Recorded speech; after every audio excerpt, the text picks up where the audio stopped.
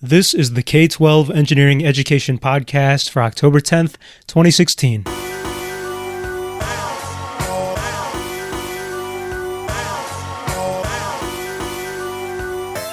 I'm your host, Pius.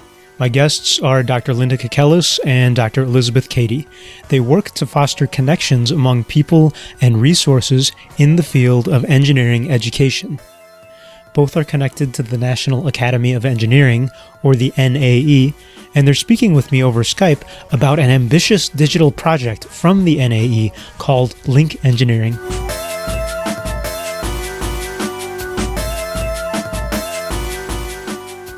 So I just wanted to start off with introductions. Beth? Yes, I am a program officer here at the National Academy of Engineering. I work on a variety of projects related to engineering education, ranging in the ages from pre-K to gray, essentially. I work on, in addition to Link Engineering, I work on some projects with undergraduate engineering education, as well as faculty development, and some projects with workforce development. And Linda? I'm advising on two projects at the National Academy of Engineering. I'm advising on Link Engineering, and also I'm on the steering committee for Engineer Girl, which is a website for middle school kids, primarily girls and parents and the educational community, to learn more and get inspired in engineering. What background do you need to do the things that you do? Maybe we could start with Beth again. Well, so my background is in psychology. I have a PhD in cognitive and human factors psychology, and I've been working at the National Academy of Engineering for about 10 years. So, but the other staff members here have a variety of backgrounds. So, where my cognitive psychology background definitely helps me in what I'm doing, it's not the only pathway into doing something like what I do. And Linda, what is your background? How did you get started in this? While I'm not an engineer, I am a champion for engineering. I bring over 25 years involved in research and practice and passion around equity, particularly around STEM. I was the founder and former CEO of TechBridge, which is a national nonprofit that's headquartered in Oakland, California, that offers after-school and summer programs for girls, and also professional development for partners who support girls and boys in STEM. And currently, I'm consulting on a number of projects and working with partners to support them in taking research and resources that are already out there to empower many more girls and boys in STEM. And I'm especially interested in helping to bring engineering experiences to girls. That's great. So it sounds like you all do a lot of different things. I think that not everyone listening might even know what the National Academy of Engineering is. That's just some of what you both do. Maybe Beth, would you want to briefly describe what the NAE is? Sure. It's, like I said, it's part of the National Academies of Sciences, Engineering, and Medicine. And the National Academy of Sciences was chartered in 1864 to provide unbiased advice on matters of science to the United States government. And then National Academy of Engineering was started in 1964 to provide unbiased advice on engineering, matters of engineering. And similarly, the National Academy of Medicine provides advice to the government about medical issues. So we're a very large institution. We do a variety of projects. The larger institution releases approximately one consensus report every business day of every year. Oh, wow. Yeah, it's on a variety of topics. So this is, engineering, sciences, and medicine. So there are, as you can imagine, a variety of topics because we do things that are very small and things that are very large. So something like the Rising Above the Gathering Storm, which came out about a decade ago, is one of those. And then there are some that are much more targeted on specific aspects of a government agency or something like that. So the NAE isn't officially part of the government? It's just a separate institution? Right. Okay. We are a nonprofit. Link Engineering is one of those projects of the NAE. And when I first learned about Link Engineering, it flashed a light bulb in my head when I heard about it because many teachers in schools and engineers had individually spoken to me saying they're really looking for literally ways to link up with other schools to do engineering better. And conveniently, I get an email that says, hey, Link Engineering exists. So for other people who have never heard of Link Engineering, what is it? So it's a project that we started. We actually started it about 3 years ago, I believe, with the background research and gathering information from stakeholders, like you said, like teachers who are looking for ways to connect and also looking for resources they can use in their classroom or their after or out of school settings. We also provide resources in a community for professional development providers, pre-service teacher educators, administrators, basically educators and the communities that support them. So we're still in this very iterative development process. We had multiple versions of the site, and we got feedback from a variety of different stakeholders on each version.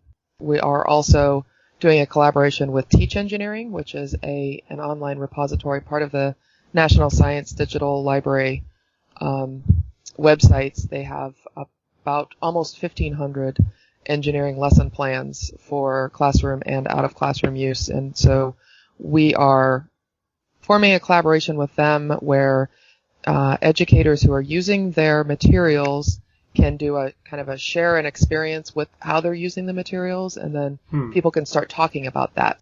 You know, you can get a lesson plan, but if you don't have the background and have never done this before, it's sometimes hard to implement it in your work. And so this way people can talk about things and ask questions, and if they need to change something because it doesn't really fit their context, they can do that and share that, and then people can, you know, move forward. So it's sort of this growing together in the community. That latest feature of yours makes me envision kind of a Yelp for engineering curricula where teachers can try things out and rate it or put comments on there. Is that kind of what you're describing? That is kind of the thing. We wanted to get away from the rating part of it, that we really wanted it to be more sharing, you know, did this work for you? And if it didn't, you know, were you able to change it so that it could? Right. Basically. The specific reasons why and how you could adapt it. Right. Yeah. So it will be a rating system, but it's not as, I think in many situations, having a rating system can be very discouraging for people who want to try to upload new lesson plans. So we wanted to get away from that, you know, be very encouraging to people who are trying to do new things. And so who uses Link Engineering now, and who do you think should use it? It is a wide mix of educators at all levels, and in school, out of school, at museums. We also have professional development providers, people who are educating future teachers. We have state and district and local school administrators. So it's a large community of varying people. We also have some researchers, engineering education researchers, who are on the site. So it's people who can really share their knowledge and try to, you know, form this community and help people. So you're really targeting everyone involved in the engineering education space, not just teachers, for example? Yes. Okay. And I'm wondering how the both of you got involved in Link Engineering in the first place. Linda, because it sounds like you're not directly working for the NAE, maybe I could ask that to you first. Sure. I was invited to work on the committee because of my experience in 3 areas. One, as I already mentioned, I've been supporting programs for girls around STEM, particularly girls who are underrepresented in engineering. So that includes girls from under-resourced community and girls of color, girls who are first in their family to go to college. And since many engineers become interested in the field because they have a parent or a relative in engineering, it's really important to expand our way of working with other groups to be able to get them hooked into engineering. I also bring experience in special education. My doctorate is in special education, working with youth who are blind and visually impaired. So as part of the committee, I'm really trying to help us be thoughtful to make sure that materials, professional development, and curriculum are accessible to kids with disabilities around engineering. And lastly, I work with groups that provide programs in out-of-school time. And since kids spend most of their time outside the classroom, Programs can be a perfect space in the summer or after school to be able to explore engineering. So groups like Girl Scouts and Boys and Girls Clubs and school districts reach lots of kids. And so I am mindful during our committee work to make sure that we bring attention and voice to those groups and think about what are the resources, the professional development, and the needs of these groups in bringing engineering to their youth. Oh, wow. I have tons of questions related to that, but I'll save that for another time. I'm wondering, Beth, how did you get involved in link engineering? Well, it was part of my job. We received a grant from Chevron to develop the site, and my colleague Greg Pearson and I are the ones that are leading the staff effort for the NAE. Okay. So is Chevron, they just have an interest in engineering education as a whole as well? They do. They also have an interest in diversity of the engineering workforce and sort of STEM education broadly. No, that's great that there's industry partners for all of this. And you kind of already touched on this earlier. I was wondering about the process of creating this whole resource. You were talking about how you had a series of discussions with stakeholders and how it's a constant iteration process for creating link engineering. It sounds like you used the engineering design process to create this product. Is that true? That is absolutely true. And so you're not done? Nope, we're not done. What was maybe one of the hardest parts of developing the site, or if you're still developing, what do you envision is going to be the hardest part? At the moment, it's not really in developing the site, but really bringing the community to it and encouraging the interactions. I think that's true of most websites where it's sort of a community. I just looked it up, we do have exactly 800 members, and we have some interactions, but it's tough to get people really talking about things. There's a level of motivation, sort of a threshold that needs to be passed, and we are working on that. But that I think has been our biggest challenge since we went live, and will continue to be our biggest challenge. In a way, it seems like your competitors are Facebook, right, and Twitter, yeah. and just the big players there. Well, on the other side of the coin, were there any success stories that you've already run into based on people who use the site? Yes, we actually had one that was very early. We had a woman who is a PhD student at the University of Texas who had posted what we call a work in progress. So it was a lesson that she was trying to develop on designing the perfect shoe.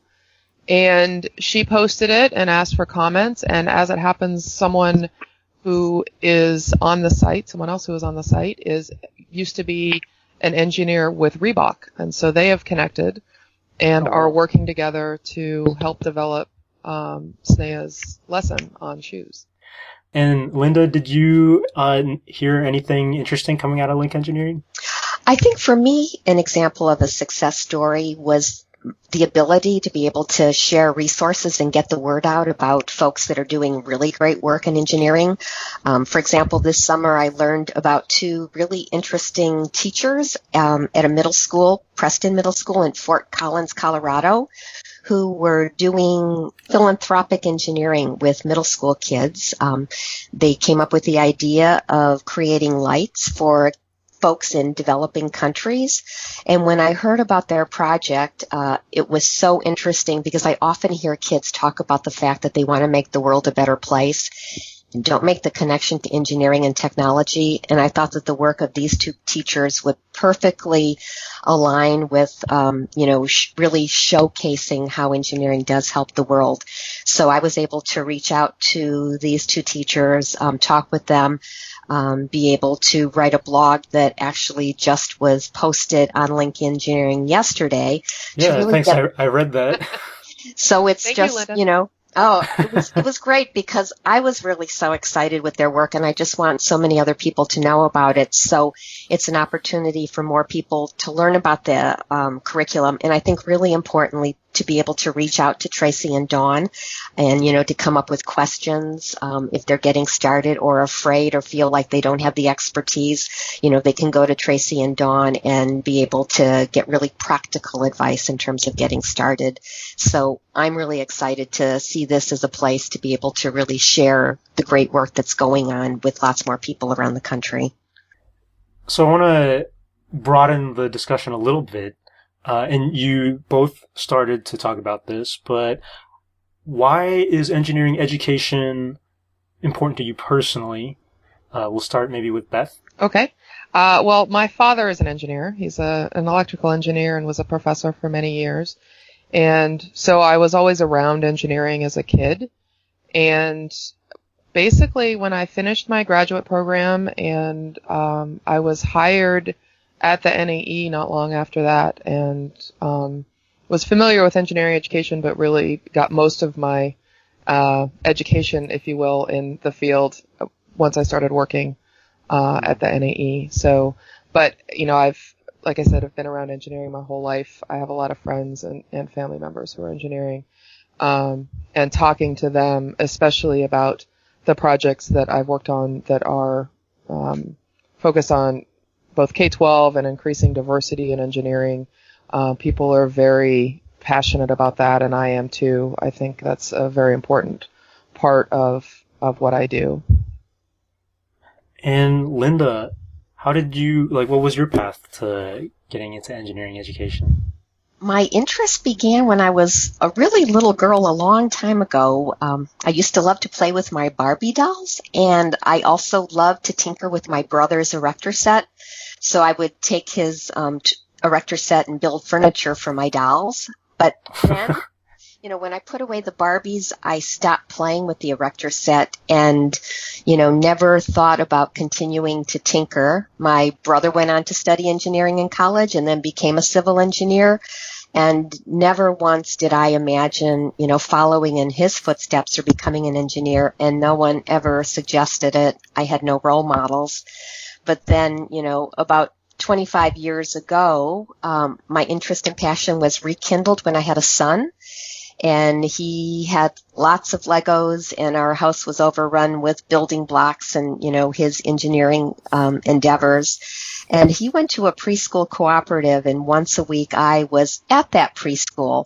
And I just saw how he was encouraged with the other boys to go to the block corner and, build towers and take things apart. And the girls were encouraged to play dress up and go to the, doll corner. And I just thought at that moment, wouldn't it be great if the boys and girls could play together and play with more common toys? So I talked with the parents and did a little social engineering at that preschool and, got the boys and girls, building a veterinarian clinic and using the blocks together and playing with stuffed animals. And after that, I went on to do a series of workshops for parents and really encourage parents of daughters to think outside the box and encourage them to, think about their girl liking science and engineering and breaking down some of the stereotypes that they have about, what boys and girls do, and helping them reimagine futures for their daughters especially. That brings up a related topic that I was thinking about, this idea of gender equity in engineering especially. You both had said that, or it sounded like you had some interest or connection to engineering as kids, but you never officially studied engineering in school. Do you think it's just a cultural thing in the U.S.? Is that the reason why girls are not as encouraged to be engineers? I think there's lots of factors. In part, I think it's just, unconscious stereotypes that we have about what boys and girls like to do. So from very early on, the kinds of toys and games that boys and girls get are very different. And, boys are much more likely to get those building blocks. It's beginning to change now with, groups like Goldie Blocks that are turning girls on to engineering. I think there's, a lot fewer role models, and a lot less messaging about, when you grow up, what you might think about doing. And, while nobody had encouraged me to think about engineering, I'm surprised today that still so many of the girls that I've worked with, have also not been encouraged to think about engineering unless they're in a special program that focuses on that. So how would something like link engineering, this social network, which is how I would view it, how does that tackle some of these more pressing issues in engineering education, like gender equity or role models? Yeah, I think we have been very careful and intentional from the beginning to build issues of equity and inclusivity into the site. So we do have some resources that are focused on equity, but we also make sure that the lesson plans that are on there and the conversations are inclusive, so they're not sending the wrong message. So that's one of the things that we have done. We also have a lot of the experts who are on the site, which include both the community members like Linda, but also some other experts that we have. We have some experts in equity who are available to answer questions. Are they the ones also reviewing, for example, those resources that are on Link Engineering? They are some of the ones. So some of the resources on Link Engineering have been reviewed by what we call sort of an expert vetting group. Some of them are uploaded by users, and we wanted to have a very community-based, I can't think of the word, sort of ground-up collection or bottom-up collection, so that not everything is going to be reviewed, but I think that's where the community comes in and can point out issues that they see where something is, less inclusive than it could be. I'd like to see in the end what this evolves into. I'm sure that a lot of stuff will bubble up to the surface. Yes. So I've found out that in my small little podcast, the majority of listeners are educators, they're teachers. I would estimate that it's about 70%, but the other remainder right now seems to be a mix of engineers, parents, and just general people who are interested in the field. What advice could you give to people like them, people who aren't teachers or they're not educators? What advice can you give them about how to get better involved in K-12 engineering education if that's what they're interested in? That's a great question, because engineers and parents are so important to this topic, and they really are an important part of the solution and can do a lot to encourage kids to pursue engineering. So to the engineers that are listening to the podcast, I'd like to say we need you, both in classrooms and also in programs that are outside of school. Engineers can really help kids connect the dots between an activity that might be fun to do with what the possibilities are in careers in engineering. I've talked with kids when they've done engineering design challenges, and they'll say, like, this is really fun. It's like a hobby, and they make no connection to a career, but a role model can. So, if you're an engineer, I suggest, check with your local public school. You can check in with the Girl Scout Council or a summer program at a library or a YMCA group and let them know that, you're interested in wanting to get involved, to be able to share about what you do. There is a national database called the Connectory where you can find a STEM opportunity in your community, and you could either do that in real time, or if you just want to be a role model online, you can do that as well. And role models are so important to help kids understand what engineering is all about and dispel those stereotypes, because if you ask kids, what does an engineer do, a lot of them really don't have an idea about all the fun careers that are making a difference in the world. So by sharing, the passion for what you do in your personal story, you can really turn kids on. And I think another important role that as a role model an engineer can do is help provide some academic and career guidance, and just talk about some of the practical strategies that help you get from studying a math class in high school to majoring in engineering in college and things on the job. And for parents, what I'd like to say is you don't need to be an engineer. You don't need to have completed college or to be an expert in order to inspire your kids to go into engineering. What you need to do is to just really show interest and support. Look for after school and summer programs in your community where engineering is available. When you're thinking about games or toys for the holidays or for birthdays, think about those tinkering projects. If you have a household appliance that's broken, think about taking it apart with your kids to figure out how it works. And these days, there's so many great stories in the news about engineers doing amazing work that helps make the world a better place. So talk about those with your kids over the dinner table and really help them understand that engineering's all around them. Beth, did you have anything from the perspective of the NAE? That was a pretty comprehensive Yeah, I'm answer. not sure I can really add to that. I will say we have, there was a project that was done here, I think it was published about 8 years ago, called Changing the Conversation, which is about, you may be familiar with it, but that is one thing. Both parents and engineers can be familiar with the messages that were tested with middle school children and adults and high school kids, to really bring out the excitement and the passion that engineering can give you, that it really does make a world of difference, and really kind of connects it to things that kids want to do anyway. So, as we talked about before, a lot of kids don't really know what engineering is. They don't really connect it to helping the world. And so the Changing the Conversation really had some good messages that could be used, not in a sort of over the top way, but just to make sure that in talking to kids that you're presenting the right message about engineering. I'd also like to point out that for on Link Engineering, we do have ways of sorting and finding people who are at least in your state, and hopefully soon we will do something where you can find somebody who's in your local community.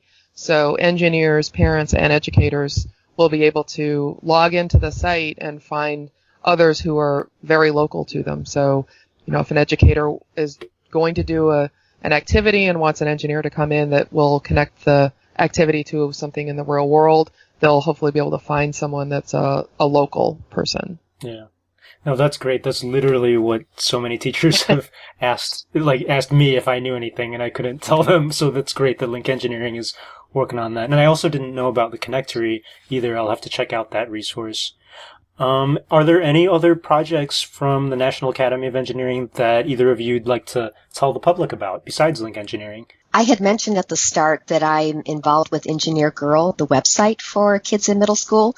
So I really would encourage parents and educators to look on that site and to encourage their kids to do it, because not everybody has easy access to a role model, and there are wonderful array of role models in lots of different fields of engineering.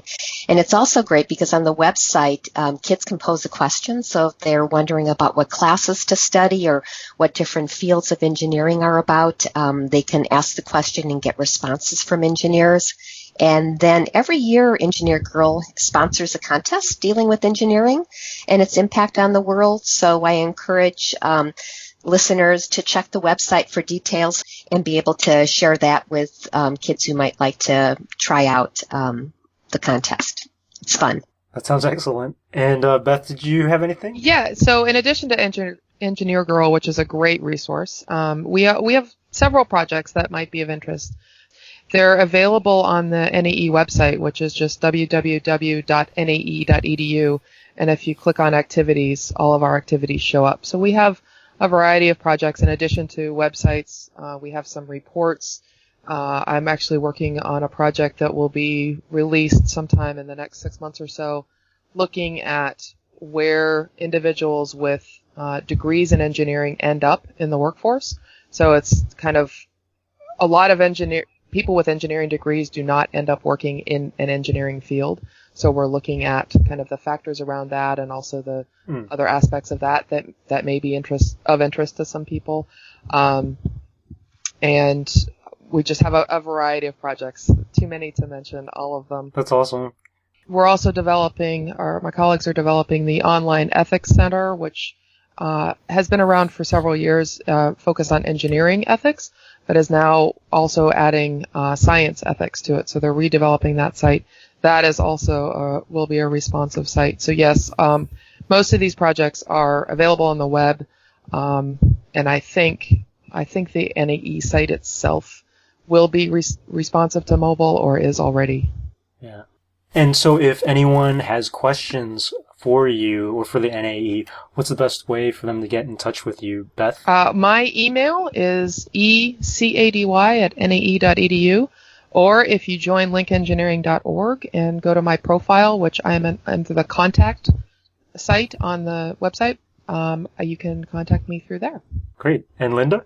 I would love to be able to support your listeners, so I'm also available on the Link Engineering website, and I can also be contacted via email at lkekelis, which is KEKELIS, @gmail.com. I think that's about all the time we have, but I really appreciate you explaining the National Academy's projects and what Link Engineering is and what it's going to be. So I hope that you can keep on spreading the word about engineering education.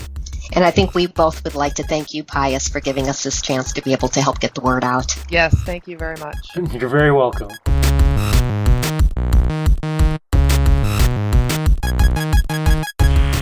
A lot of resources were name dropped in this episode. Check out the show notes for links to them in case you forgot. If you liked this show, please rate and review it on your player, whether it's iTunes or something else. That really helps people like you find the show, and it helps me out too. If you're on Reddit, you can start conversations about this and other topics in the new subreddit /engineering education. And of course, you can also find me on Link Engineering now.